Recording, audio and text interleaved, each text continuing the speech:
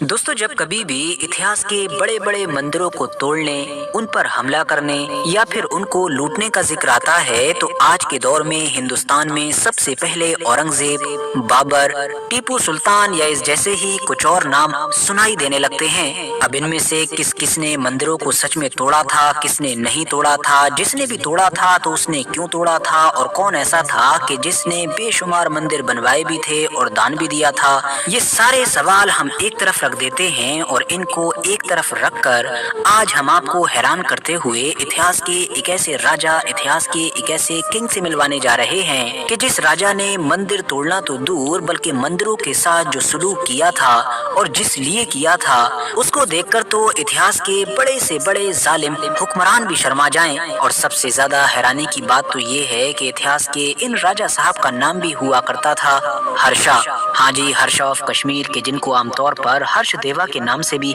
याद किया जाता है। अब वैसे तो इस राजा के काले कारनामे ऐसे हैं कि अगर इसको इतिहास में मंदिरों पर सबसे ज्यादा जुल्म ढाने वाला हुक्मरान कहा जाए तो कहना गलत नहीं होगा, मगर उसके बावजूद भी ये आज ज्यादा पॉपुलर नहीं है, बल्कि आप में से ज्यादातर लोग तो इन राजा का नाम आज पहली बार सुन रहे होंगे। उसकी मेन वजह यही है कि बाकी बादशाहों और सुल्तानों के नाम तो शायद सूट करते हैं, लेकिन इन राजा साहब का नाम ही ऐसा है कि जो आज की पॉलिटिक्स में सूट नहीं करता है। मगर कोई बात नहीं, क्योंकि जब कोई और नहीं सुना रहा है तो चलिए इन राजा साहब की कहानी आज हम ही सुना देते हैं। दोस्तों, इस कहानी का ताल्लुक है उस इलाके से कि जहां पर आज के दौर में कश्मीर मौजूद है। आज के दौर के कश्मीर और इसके आसपास के इलाके में आज से लगभग 1000 साल पहले एक डायनेस्टी या फिर सल्तनत, किंगडम, जो भी आप कह सकते हैं, वो हुआ करता था कि जिसको इतिहास में लोहारा डायनेस्टी के नाम से याद किया जाता है। इसी साम्राज्य के एक राजा थे जिनका नाम था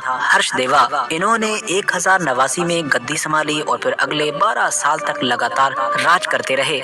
लेकिन ये जो राजा थे ये दरअसल फजूल खर्ची के लिए बहुत मशहूर थे और खास तौर से एक लग्जरी लाइफ, मतलब कि एक आलीशान जिंदगी गुजारने के आदी हो चुके थे। इन राजा के दौर के आसपास में ही एक किताब लिखी गई थी जिसका नाम है राज तरंगड़ी और जिसको कल्लड़ के द्वारा लिखा गया था। इस किताब के अंदर इस राजा की डायनेस्टी, मतलब कि जो साम्राज्य था, उसके बारे में और खुद इस राजा की जिंदगी के बारे में, इसके दौर के बारे में काफी कुछ डिटेल में बताया गया है।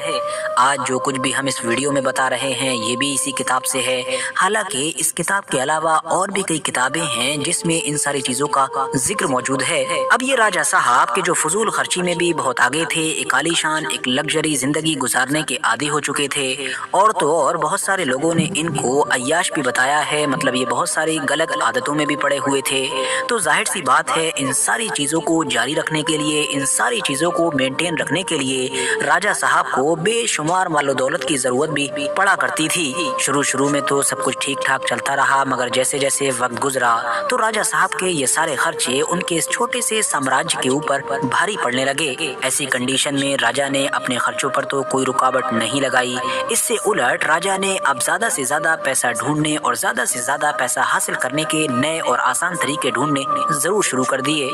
पहले तो उन्होंने आम पब्लिक के ऊपर टैक्स बढ़ाया, ऐसी ऐसी चीजों पर टैक्स लगाना शुरू किया कि जो पहले कभी किसी ने गुमान भी नहीं किया था। लेकिन जाहिर सी बात है ये साम्राज्य, ये सल्तनत तो छोटी सी ही थी, पब्लिक भी कम थी, तो इतना ज्यादा टैक्स का पैसा भी कहां से आता कि जिससे ये सब कुछ ठीक ठाक चल पाता। इसीलिए मालो दौलत के नशे में और ज्यादा से ज्यादा पैसे की बेतहाशा तड़प के अंदर अचानक से एक दिन इस राजा के दिमाग में एक नया आइडिया आया, और वो आइडिया था अपने साम्राज्य के मंदिरों को लूटने का। दरअसल याद रहे कि उस दौर में मंदिर आज के दौर की तरह कोई आम मंदिर नहीं हुआ करते थे कि जहाँ पर सिर्फ मूर्तियां हुआ करती थी और लोग पूजा करने जाते थे, बल्कि उस दौर में तो जो बड़े बड़े मंदिर हुआ करते थे वो अपने आप में एक इंस्टीट्यूशन और अपने आप में एक बड़ा सेंटर माने जाते थे, जहाँ पर सोना, चांदी या इस तरह की बाकी और भी अलग अलग फॉर्म्स में इतनी ज्यादा मालो दौलत हुआ करती थी कि जितनी कहीं और नहीं हुआ करती थी। माना जाता है कि हर्षदेवा के दिमाग में ये आइडिया उस वक्त आया था कि जब उसने मंदिर में एक सोने चांदी की कीमती मूर्ति देखी थी। उसके बाद ही उसने अपने अधिकारियों को ये सोने, चांदी या हीरे मोती की तमाम मूर्तियां या इस तरह की चीजें लूटने का हुक्म दिया। और तो और अगले कुछ वक्त के अंदर ही जब इस राजा को ये महसूस होने लगा कि कम से कम वक्त के अंदर ज्यादा से ज्यादा दौलत हासिल करने का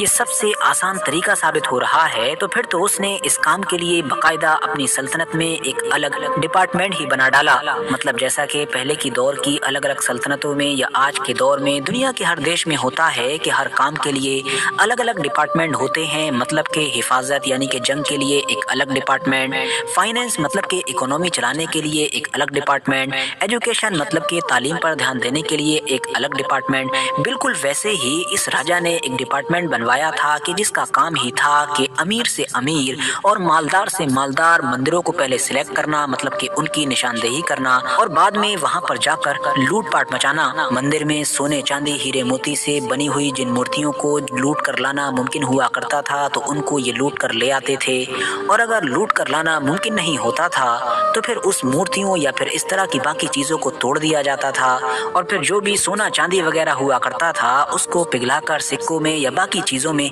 बदल दिया जाता था। अब हैरानी की बात यह है कि बहुत सारे लोगों ने जब किताबों में हर्ष ऑफ कश्मीर के बारे में ये सब कुछ पढ़ा तो उन्होंने ये एक्सक्यूज देना भी शुरू किया कि ये राजा कहने को था तो हिंदू ही, लेकिन ये मुस्लिम जैसा हो गया था, मतलब मुसलमानों के प्रभाव में आ गया था। मतलब इन लोगों के दावे के मुताबिक ये वो दौर था कि जब धीरे धीरे ऑलरेडी अरब की तरफ से हिंदुस्तान के ऊपरी इलाके में मुसलमान आने लगे थे, और हर्ष ऑफ कश्मीर के दरबार में भी काफी हद तक मुसलमान सिपाही या इस तरह के लोग मौजूद थे, और उनके कहने पर या उनके इन्फ्लुएंस में आकर ही हर्ष ऑफ कश्मीर ये सब कुछ किया करता था। लेकिन साथियों, प्रॉब्लम की बात यह है कि जिस हर्ष ऑफ कश्मीर के बारे में ये दावा करने की कोशिश की जाती है कि वो दरबार में मौजूद आम मुस्लिम सिपाहियों या आम लोगों से इन्फ्लुएंस होकर ये सब कुछ कर सकता है, उसके बारे में ये नहीं बताया जाता है कि वो न सिर्फ सुअर पाला करता था बल्कि सुअर खाया भी करता था। तो भला ये काम करने वाले राजा को इस्लाम या फिर मुस्लिम सिपाहियों से किस हद तक इन्फ्लुएंस माना जा सकता है? और वैसे भी हर्षदेवा ने ये काम बिल्कुल शुरुआत से नहीं किया था, बल्कि उसके शासन का एक लंबा वक्त गुजर गया था, और आखिरी दौर में जब उसके इन बड़े खर्चों का बोझ उसकी ये छोटी सी रियासत नहीं उठा पा रही थी, तब जाकर उसने ये सारे काम करने शुरू किए थे। लगभग सभी ऐतिहासिक किताबों से और साथ ही साथ लॉजिक से भी यही समझ में आता है कि कश्मीर के इस हिंदू राजा ने जो इतनी बड़ी तादाद में मंदिरों को निशाना बनाया था,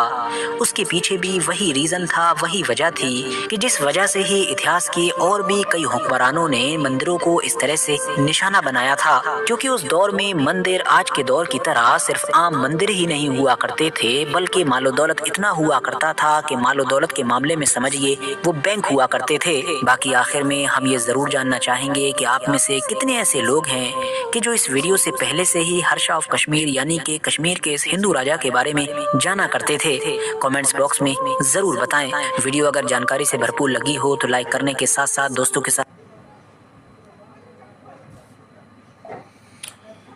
भाई हमने तो पहली बार सुना ये नाम, हर्ष ऑफ कश्मीर, पहली बार सुना। खामोखा मुसलमानों को नाम बदनाम करा।